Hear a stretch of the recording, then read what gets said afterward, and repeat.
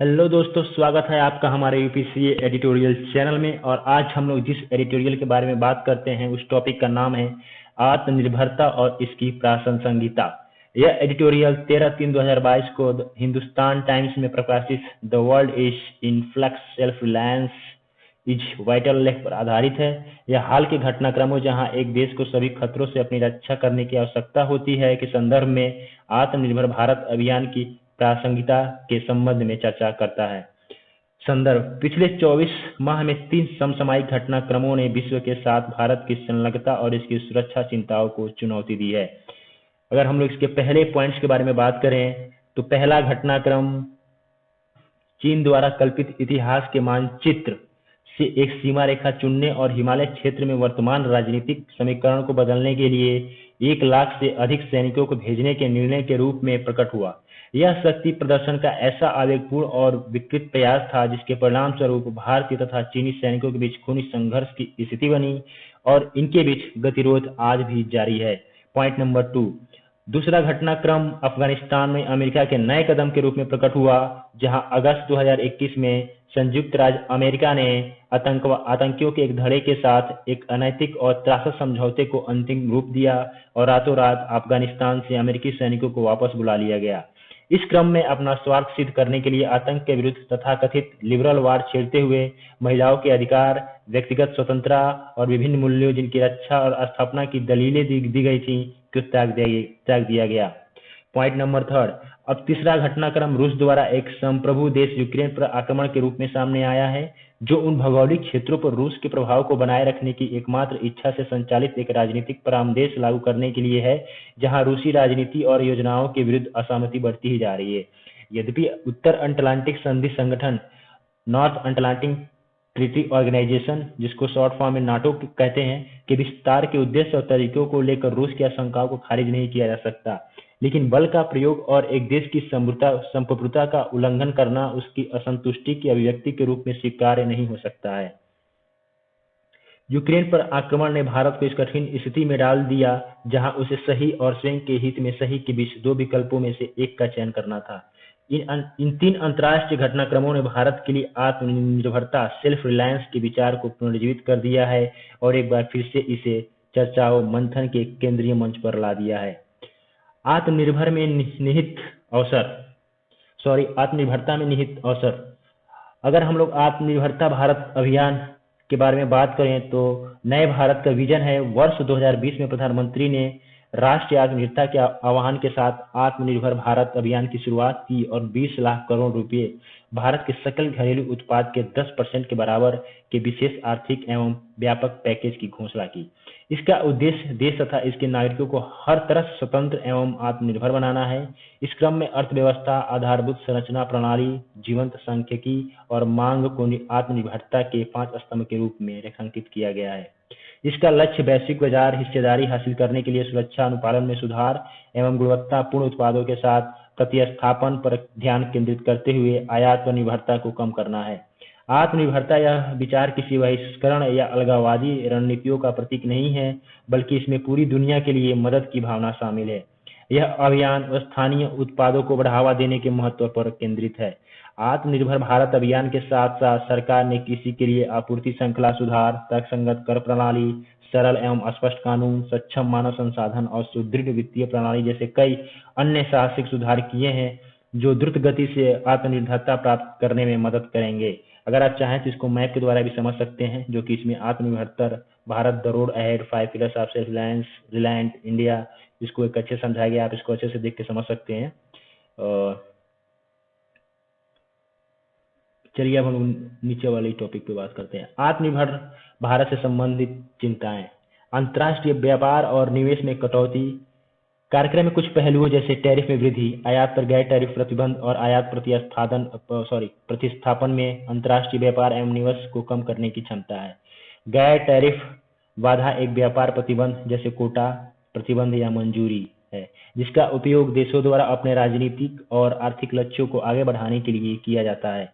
विभिन्न देश मानक टैरिफ बाधाओं जैसे सीमा शुल्क के स्थान पर या उनके संयोजन में गैर टैरिफ बाधाओं का उपयोग कर सकते हैं, जो निश्चित रूप से भारतीय हितों के प्रतिकूल होगा।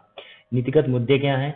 भारत की बौद्धिक संपदा प्रवर्तन व्यवस्था में आने वाली कठिनाइयां, फार्मा क्षेत्र के नियमों में अंतराल, औसत मूल्य नियंत्रण और डेटा स्थानीयकरण व शासन से संबंधित मानदंड। डेटा स्थानीयकरण के चलिए बारे में बात करते हैं। डेटा स्थानीयकरण यानी देश की सीमाओं के भीतर ही डेटा को संग्रहित करना, वैश्विक आपूर्ति श्रृंखला द्वारा पहुंच को सीमित तक कर स्थानीय कंपनियों द्वारा वैश्विक बाजार में प्रतिस्पर्धा कर सकने की क्षमता को अवरुद्ध कर सकता है। इसके अलगाव के परिणाम स्वरूप कम निवेश और पूंजी एवं ग्राहकों तक कम पहुंच की स्थिति भी उत्पन्न हो सकती है। अंतरिक्ष क्षेत्र को एक निजी निवेशकों के लिए खोलना एक महत्वपूर्ण कदम था, लेकिन इसकी प्रक्रिया से संबंधित विभिन्न पहलुओं के बारे में अस्पष्टता की कमी रही है। भारतीय राष्ट्रीय अंतरिक्ष संवर्धन और प्राधिकरण केंद्र Indian National Space Promotion and Authorization Centre INSpace निजी कंपनियों को भारतीय अंतरिक्ष संरचना का उपयोग करने हेतु एक समान अवसर प्रदान करता है।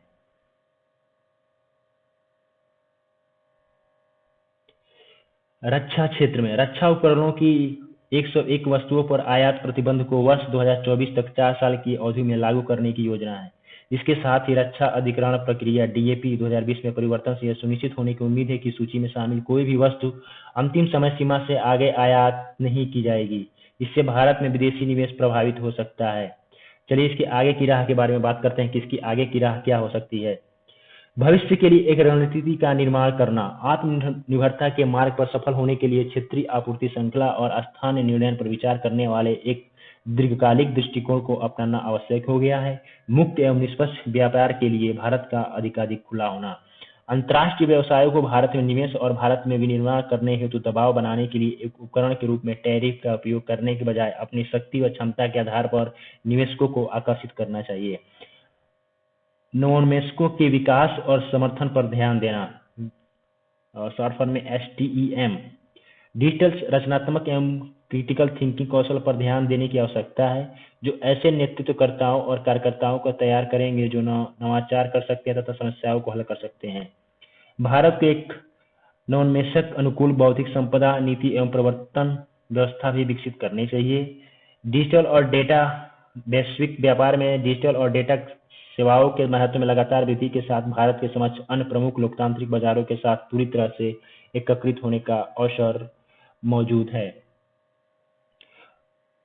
भारत को कृत्रिम बुद्धिमत्ता, डिजिटल प्रौद्योगिकी और डेटा द्वारा विकास क्षमताओं को प्रदत्त अवसरों का दोहन एवं इसमें सक्रिय रूप से निवेश करना जारी रखना चाहिए।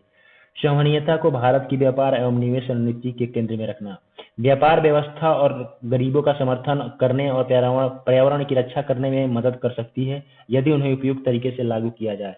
विश्व के विभिन्न देश और व्यापार समूह इस तथ्य से अवगत हैं, इसलिए अपने व्यापार समझौतों एवं रणनीतियों में संवहनीयता और मानवाधिकारों को लगातार एकीकृत कर रहे हैं। मांग में वृद्धि करना, लॉकडाउन से बाहर निकलते देश के लिए आर्थिक पैकेज हेतु अर्थव्यवस्था में मांग बढ़ाने वाले प्रोत्साहनों की आवश्यकता है, जैसे ग्रीनफील्ड अवसंरचना पर व्यय करना इसकी सर्वोत्कृष्ट तरीका होगा। अवसंरचना व्यय विशिष्ट रूप से ऐसी संरचनाओं का सृजन करता है जो उत्पादकता में वृद्धि करती है और लॉकडाउन से सर्वाधिक प्रभावित हुई आबादी के उस हिस्से के व्यय कर सकने की शक्ति का विस्तार करती है जो दैनिक वेतनभोगी मजदूर के रूप में कार्य कर रहे हैं। वित्त को संगठित करना, प्रोत्साहन पैकेज के वित्त पोषण के लिए वर्तमान में विदेशी मुद्रा भंडार जो सर्वकालिक रूप से उच्च स्तर पर बना हुआ है का रणनीतिक उपयोग इसकी जरूरतों को पूरा करने के लिए किया जा सकता है। निजीकरण, कराधान, ऋण और अंतर्राष्ट्रीय सहायता के रूप में अतिरिक्त वित्त जुटाया जा सकता है।